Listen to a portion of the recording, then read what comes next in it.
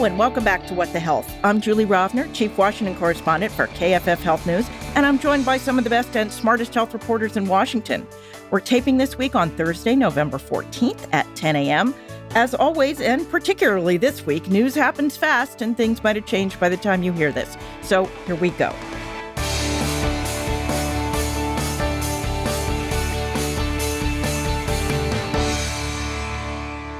Today, we are joined via video conference by Rachel Roubein of the Washington Post. Hi, thanks for having me. Anna Edney of Bloomberg News. Hello. And Lauren Weber, also the Washington Post. Double trouble today. Thanks for having me. No interview this week, but more than enough news to make up for it. So let's dig right in. So as of yesterday, it's official. Come January 20th, Republicans will control the presidency, the Senate, and the House. Although the final split is still yet to be determined and might be even smaller than the handful it is now. Plus, President-elect Trump keeps naming House Republicans to his administration, which will complicate things and which we'll talk about in a moment. But assuming there is a trifecta when Trump puts his hand on the Bible at noon on January 20th, what difference is that going to make to the health agenda than if the House had flipped Democratic, even by a vote or two?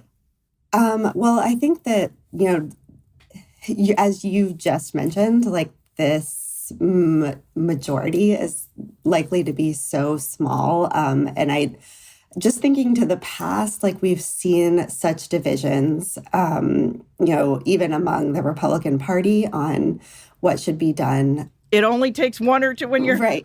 When you can only afford to lose one or two votes. It only takes one or two people to gum up the works. Yeah, and there are a lot of members, and particularly it seems like in the GOP that are very willing to do that. I think that also the potential is that healthcare, is not top of mind for President Trump, at least. So, I know we've heard Speaker Johnson say that he would like to overturn the ACA right away, but I don't know that, like we said, with the small majority, that will be able to even happen.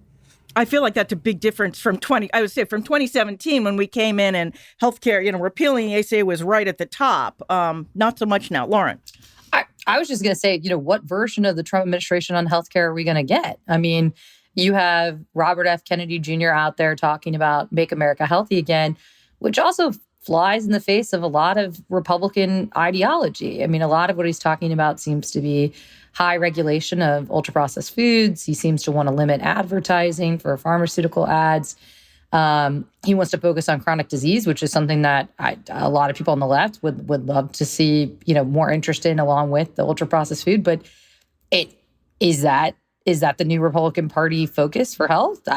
I don't know. I think we're going to see. Considering RFK seems poised for a large position in the administration. And we'll talk more about him in a few minutes. I think Rachel, you want to add something? Yeah, I think when I think about sort of Congress and kind of the power structure, like I'm thinking a lot about just like the government spending bills and how that is used to negotiate. Like if you look from a few years ago, Democrats negotiated some Medicaid policies that they wanted on maternal health for exchange for what Republicans wanted on unwinding Medicaid. And so Democrats lose sort of their negotiating leverage there. And really the kind of one of the big policies in Congress for next year, I think, is the expiration in 2025 of the enhanced Obamacare subsidies. So Democrats don't really have a chamber there. Which we'll also get to. But the big difference is that if the Democrats had gained a majority even by one or two votes, that would have given them control of committees, which now they won't have. And that is, yes, a big deal. I was going to say, Anna, in a year when health is not necessarily at the top of the sort of big agenda, what happens in committee is often what happens. Right. Yeah. The, what they decide to look into or not to look into, they've been, one of the places maybe where they could, sort of cross paths or agree in a way with RFK Jr. if that's the way the Trump administration goes, is there's still a lot of anger on the right about the COVID vaccine. So, we could see investigations ongoing. I think they're still happening, but ongoing in that vein. And Fauci could keep getting called before Congress, and that leads to sort of a version to pandemic preparedness, which could be concerning because we're we're looking down at this bird flu, potential problem that keeps getting slightly more concerning all the time. And there's a teenager in Canada in intensive care with bird flu who was not exposed to anything on a farm that has public health people concerned. Right, exactly. And, when you think about raw milk and RFK Jr.'s support of that, I know we'll get to him, but it all feels like a perfect storm potentially. But I think that the way that the Republicans would prefer to go is, not dealing with they'd rather gut pandemic preparedness. They don't see a place for it. So that those things could become important down the line. So, as I mentioned, President-elect Trump is already announcing lots and lots of people to staff the upper levels of his incoming administration.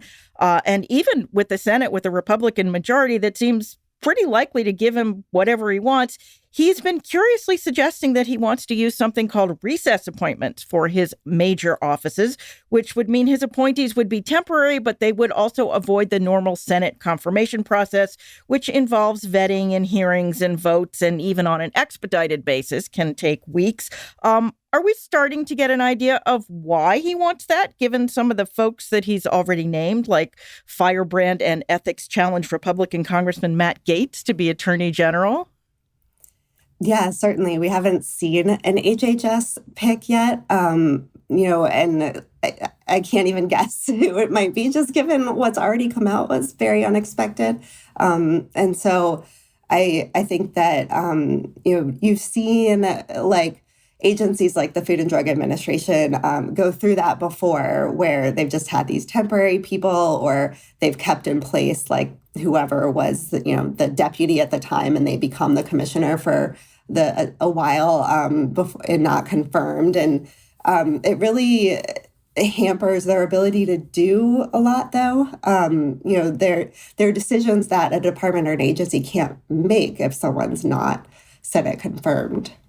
But doesn't that throw more power back to the White House? Isn't that kind of the idea here? Yeah, true. I mean, that's a good point. If RFK Jr. gets this sort of health czar spot, I've been telling people, I couldn't really see him as HHS secretary because, a lot of what he wants to do is under the USDA. So that would make no sense. And so if he just kind of has the power he wants in the White House to do what he needs, you make a good point there as well. Yeah, what else I would have said before yesterday that they would never name RFK Jr. to be HHS secretary, although after some of the names we got yesterday, maybe that will happen. This could happen while we're taping this. But what other names are we hearing, if any? I know I have three people here who've been covering the FDA. I mean, obviously, during the first Trump administration, the FDA was headed by, Scott Gottlieb, who we would consider a traditional Republican, a doctor. He'd worked in the agency before. He'd been in government. That doesn't seem likely what we're going to see this time around.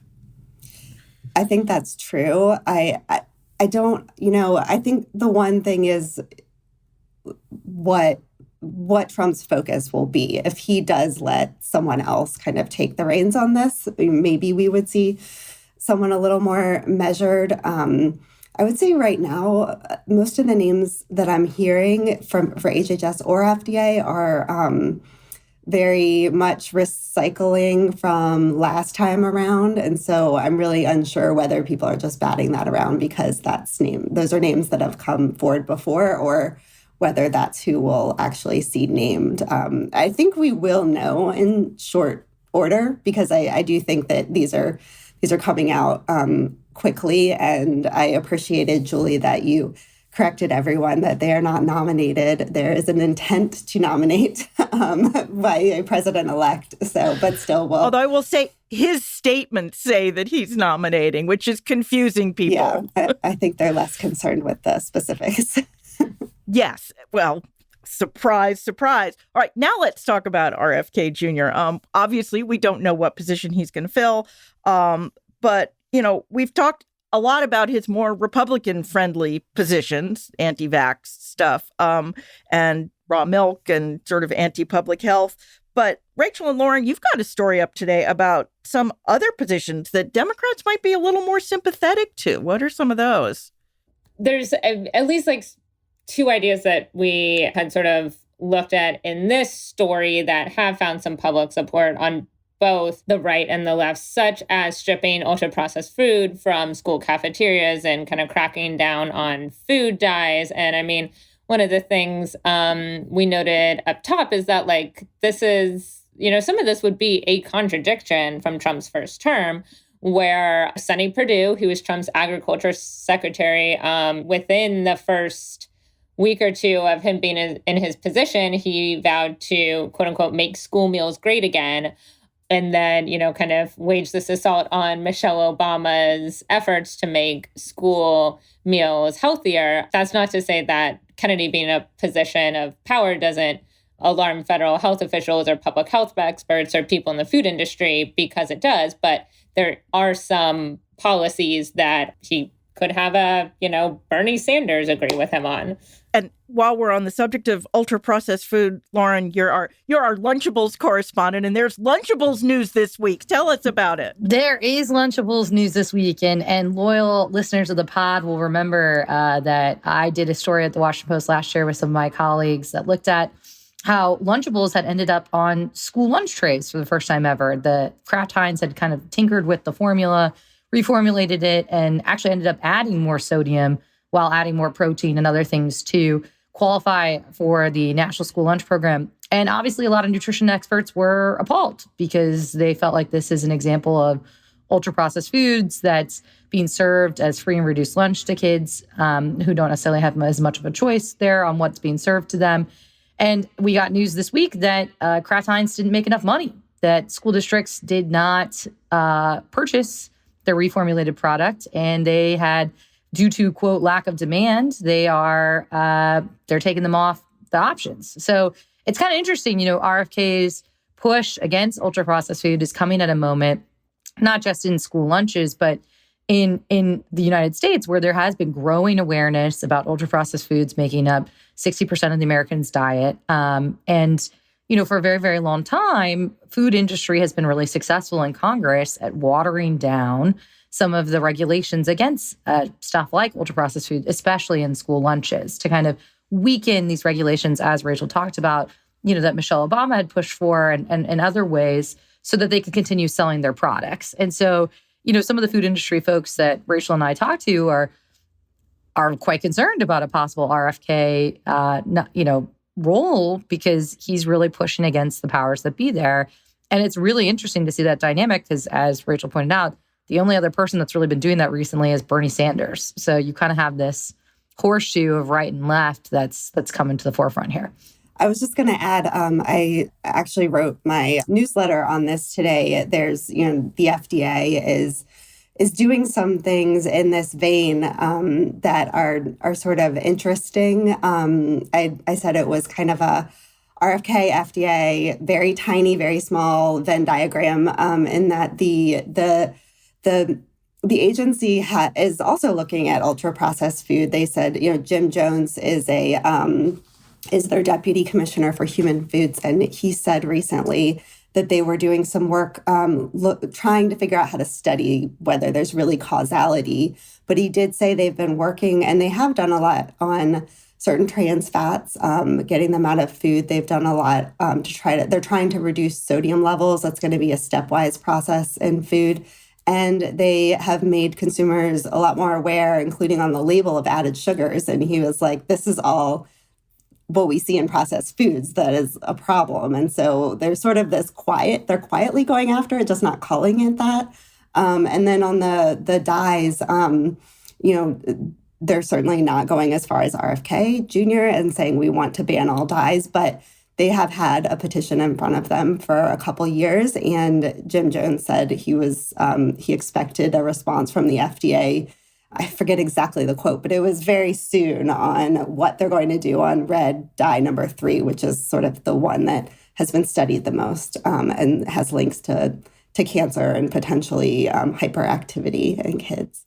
I think it's also worth noting in talking about the FDA's nutrition department is the day after the election, RFK Jr. was on MSNBC saying that there are like entire departments at FDA that have to go. And he specifically said like the nutrition department, again, whether, you could just have kind of a mass firing of civil servants is, kind of pretty TBD, but that's, kind of how he's viewing the nutritionists there. And, that is alarming to staff. FDA Commissioner Robert Califf the other day said that, called them hardworking people. He, kind of was asked about it and had a bit of a defense there. And just to add in on that too, there are some nutrition advocates that wouldn't be that sad about that. I mean, I know that they feel like the FDA has been too slow, is too influenced by industry. I mean, look at the food label story that we talked about also on this podcast that Rachel and I did. The Biden administration was supposed to propose potential food label, front of pack labels for front of food. And a lot of nutrition advocates thought, even though this proposal has not come out yet, that what they were thinking about was too weak and too deferential to industry. So, RFK has certainly tapped into this growing anger, it seems, at the lack of protections for kids or, in general about the food supply. I think part of it is that he and Trump are very good marketers. They have these catchy slogans, "Make America Healthy Again." I think that's somewhat at play as well. I think before we leave this sort of next administration segment, though, I do want to broaden it out a little bit because we've been talking about this contradiction that is Donald Trump, which is on the one hand, he's got a group of people that wants to, strip the federal government of all of its ability to regulate and, get rid of regulations and, let industry run wild because, as, Vivek Ramaswamy says, regulation is a yoke around the neck of innovation. On the other hand, he's got people like RFK Jr. who want to come in and say, no, let's get industry out of government, let government do its job regulating. I mean, the health industry must be, their heads must be spinning because this obviously is going to affect different portions of the industry different ways, right?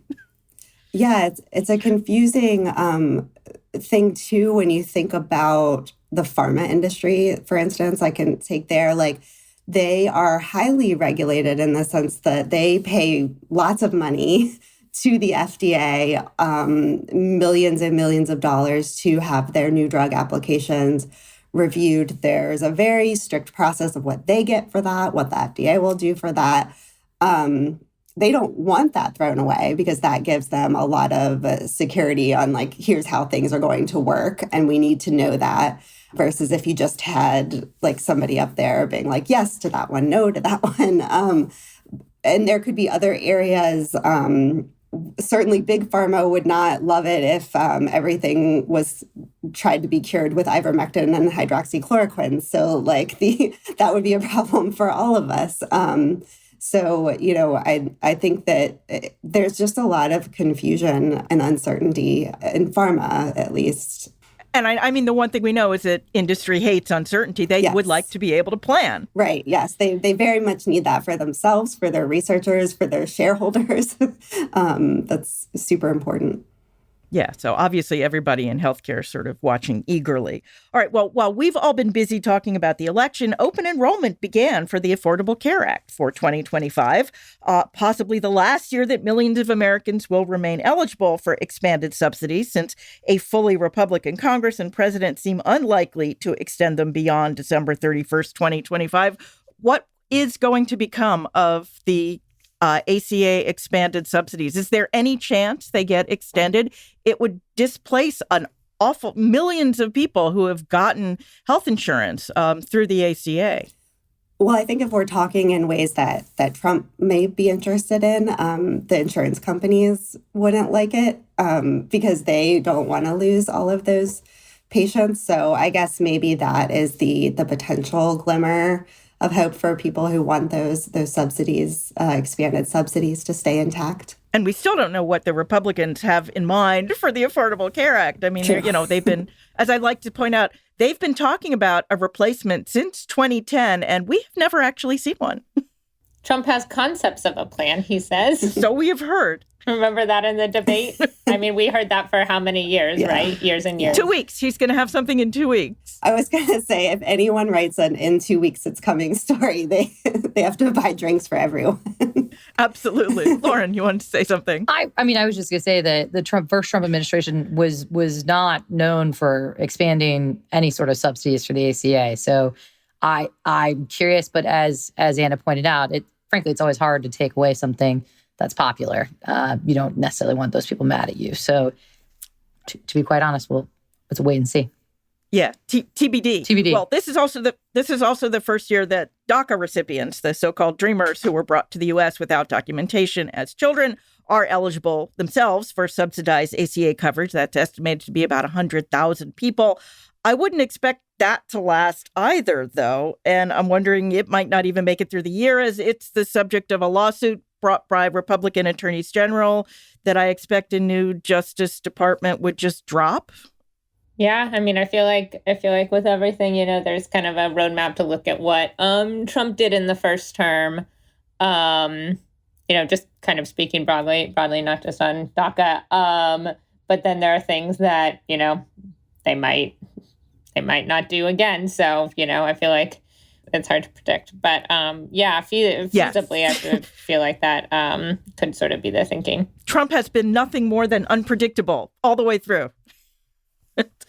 So I'm going to do my extra credit story early this week because I want us all to talk about it a little bit. It's from my KFF Health News colleague, Phil Galewitz, and it's called "In Vermont, Where Almost Everyone Has Insurance, Many Can't Find or Afford Care." And it's about a problem that's kind of been sneaking up on us and is now here for all to see. Having insurance is necessary, but not sufficient to get health care. As Phil points out, Vermont has basically the lowest uninsured rate in the United States, but care there is expensive. Both providers and insurers are having financial difficulties, and growing numbers of patients either can't find care or can't pay for it, or both. Some of this appears to be demographics. Vermont is on average older and more rural than most other states, and some of it is possibly due to health provider consolidation. But I feel like this is kind of the early warning of the same sorts of things happening around the country. At what point do we have to actually take stock of the fact that our health system is not functioning very well? I mean, we're so busy talking about what industry wants and what government wants and what will help this group and what will help that group. And it's like, even with an all-time low uninsured rate, the stories about people being unable to get care are becoming more than anecdotal, right? I mean, I think, Julie, go back to the name of this podcast, right? I mean, the podcast is called What the Health? I mean, I think you've obviously, and all of us here, have been covering this for many years, but Phil's story was just beautifully done because it showed how multifaceted the problem is, but that also means there's not a quick fix. But the bottom line kicker was these people are paying a ton of money for their health care and are having to wait months and months and months for stuff they feel like it is not that great, or they're forced to go across state lines and pay more somewhere else to get it quicker. And obviously that's, as you said, not quite a solution. So a fascinating look at what it seems like a large number of factors that are causing serious issues with people's healthcare delivery. I just feel like it's a warning to not, I mean, we do, obviously, we are health reporters. We look at things in the micro, but sometimes I feel like we're kind of losing the forest for the trees. And this was a really good reminder. It's like there's a forest out there and things are not going great in the forest. All right, well, let's turn to abortion. Even though 7 out of 10 states with ballot measures voted for the abortion rights position, 8 states, if you count Florida, where the measure to overturn the state 6-week ban got 57%, but that was short of the 60% it needed to pass. The anti-abortion movement is nonetheless gearing up to undo as much of this as it can. According to our podcast panelist, Alice Olstein, some of the strategies anti-abortion groups plan to pursue are ones that we have talked about here before, including requiring that abortion pills be labeled as a controlled substance, like they're doing in Louisiana, or that the remains of medication abortion be handled as medical waste. Other ideas are new, or at least new-ish, like trying trying to cut off funding to colleges and universities that provide abortion pills at campus facilities. The anti-abortion movement is also trying to push state legislation aimed at circumventing the protective amendments that those states' voters just passed. This fight is a long way from being over, right? Oh, yeah. And like you just mentioned states, like that's where I'm sure that a lot of the focus is, because if Trump holds to his word, and I don't know if that's the case, he said it should be up to the states on how they handle all of this stuff. So I imagine kind of now is their moment if they're going to try some of these more out of the box ways of dealing with it. And I think one thing that,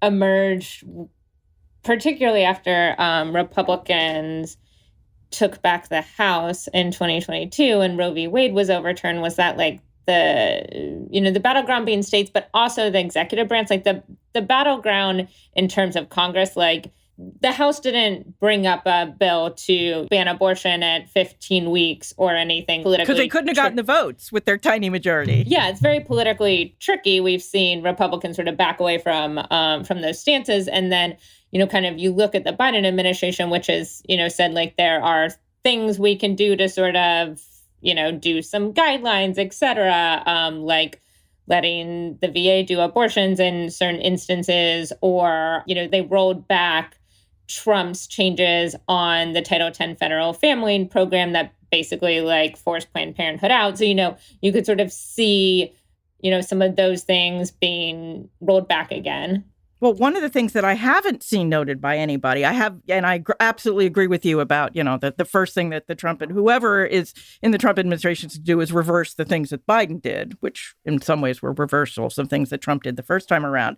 But we do have a bunch of abortion-related lawsuits still in play that involve the Justice Department. Remember that Supreme Court case where the justices ruled that the anti-abortion doctors who brought the case didn't have standing to sue? Well, that case is still alive. It's still in court because states have stepped in as plaintiffs. Then there are cases challenging the Biden administration's interpretation of EMTALA, which is the federal law that requires emergency abortions be provided to protect the pregnant woman's health, and says that those override state laws that only allow abortions if the woman's life is imminently endangered.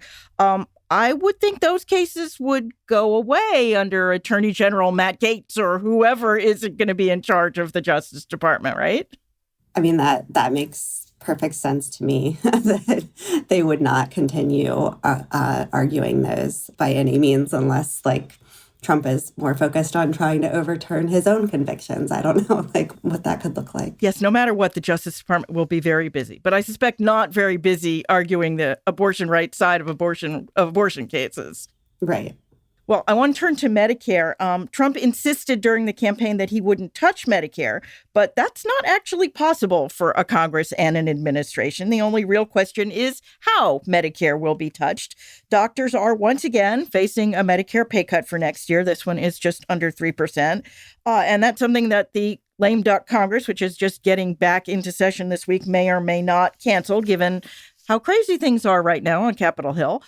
And the Wall Street Journal has a piece this week about how sicker people are leaving their Medicare Advantage plans to return to traditional Medicare, which makes sense because private Medicare Advantage plans make care harder to access when you're sick. So that ends up making, when they leave, it ends up making the plans richer because they don't have to pay for the care, and the taxpayers poorer because now traditional Medicare is paying for the care. So Medicare is going to have to be on the table in some form. We can't just ignore Medicare for 4 years, right?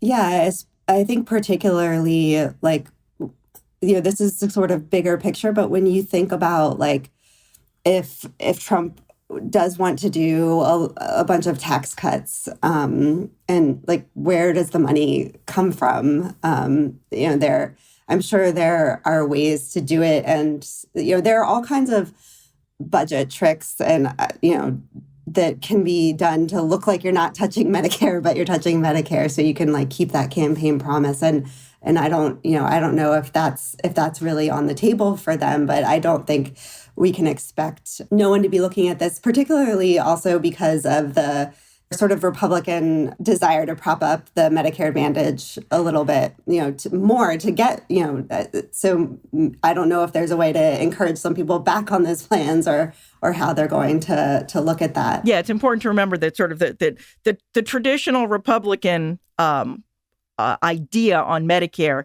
is to get more people to go into Medicare Advantage, which is happening naturally anyway, because people who are aging into Medicare are mostly coming out of managed care plans. So they're used to being in managed care plans. So it's easy for them to go into these Medicare Advantage plans that say, hey, we're going to offer you extra benefits that Medicare doesn't. And it's not until they actually need care and can't get it that they realize that maybe that wasn't the best idea. But I certainly expect this entire debate to carry over to the next administration. Well, and you also, I don't know why, but you reminded me that there are still drugs to negotiate under Medicare. That's right. And you somehow have to deal with that, and taking it away it would be pretty difficult, seemingly. And cost a lot of money. But you could negotiate things differently, or I'm not sure. Yes, so we'll have plenty of Medicare to talk about. All right, well, that is the news, at least up until this moment. Now it's time for our extra credit segment. That's where we each recognize a story we read this week we think you should read too. Don't worry if you miss it. We will put the links in our show notes on your phone or other mobile device. I've already done mine. Anna, why don't you go next? Yours is so very on brand for you. Thank you. So mine is from The Atlantic. It's called Throw Out Your Black Plastic Spatula. Certainly I grew up in my family, and my parents still have all their black cooking utensils. And what this is talking about is how most of our black cooking utensils are made from recycled electronics. And there's a whole reason for that. It's really interesting to read about. But the outcome is that there are also a lot of fire retardants in those. So we are getting fire retardants leaching out into our food. Of course, fire retardants are why they had them in the first place, right? Because you're putting them in very hot things.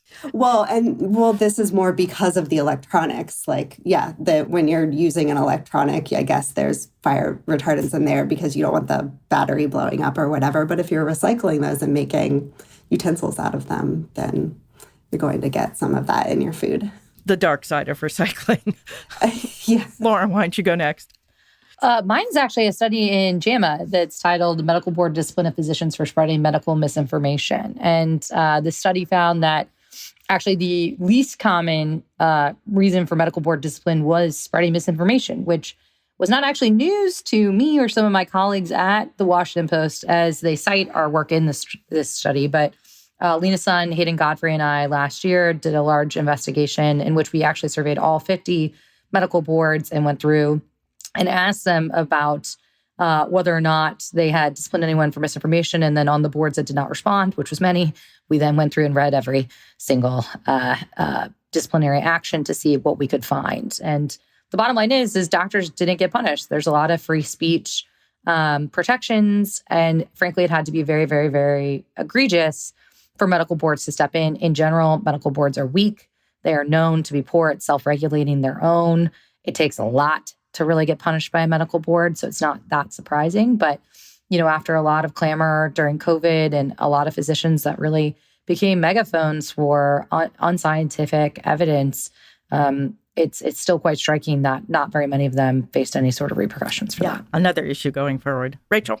My extra credit, it's titled Been a Long Time Since I Felt That Way, Sexually Transmitted Infection Numbers Provide New Hope, and Politico by Alice Miranda Oldstein.